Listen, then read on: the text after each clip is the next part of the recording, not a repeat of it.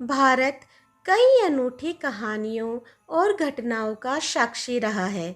यहाँ पर हर मोड़ पर कुछ न कुछ ऐसा सुनने को ज़रूर मिल जाता है जो आपको हैरान कर देता है कि क्या वाकई ऐसा हो सकता है। आज हम आपको ऐसे ही एक स्थान के बारे में बताने जा रहे हैं जो अपनी अमर प्रेम कहानी के लिए जाना जाता है।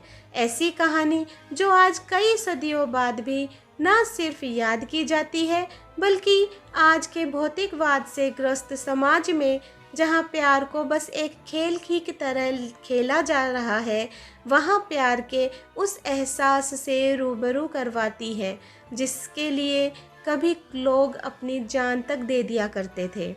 यह कहानी मांडू की रानी रूपमती और बाज बहादुर की है।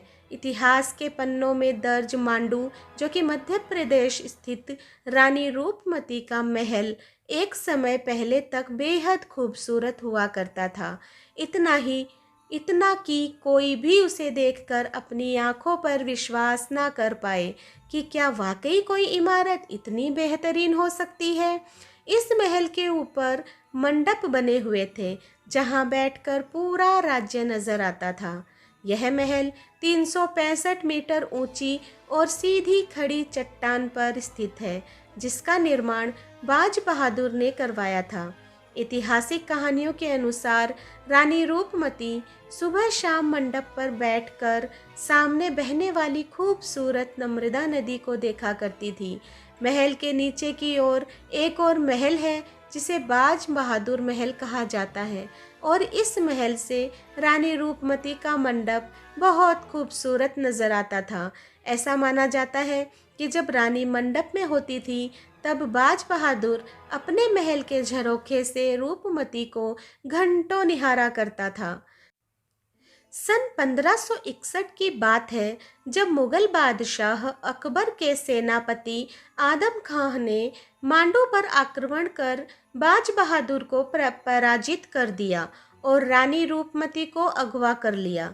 रानी रूपमती ने आदम खां के समक्ष समर्पण नहीं किया और अपनी जान दे दी।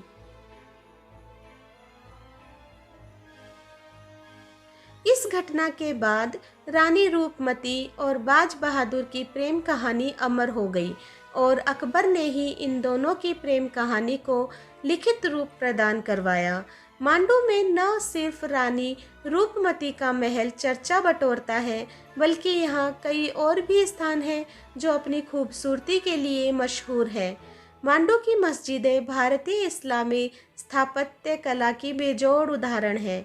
इसके अलावा दो अन्य महल, जहाज महल और हिंडोला महल भी सौंदर्य के उत्कृष्ट नमूने हैं। मांडू स्थित अशरफी महल की कहानी भी अजीब है। होशंग शाह ने सोने की अशरफियों से इस महल का निर्माण करवाया था जिसकी वजह से इसे अशरफी महल का नाम दिया गया।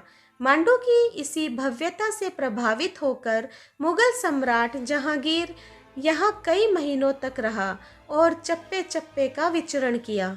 उसने अपने प्रवास के दौरान कई भवनों का निर्माण न सिर्फ निर्माण करवाया बल्कि कई पुरानी इमारतों की मरम्मत भी करवाई।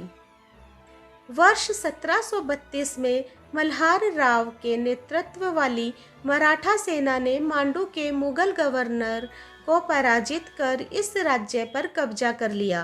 तब से लेकर राजशाही के अंत तक मांडू पर मराठों का ही राज रहा। आज़ादी के बाद जब मांडू की रियासत पर सरकार का आधिपत्य हुआ तब यहाँ मालवा पर्यटन रिजॉर्ट बनाया गया। मांडू की खूबसूरती का कोई सानी नहीं है। यही वजह है कि आज यहाँ पर साल देश विदेश के कई सैलानी आते हैं।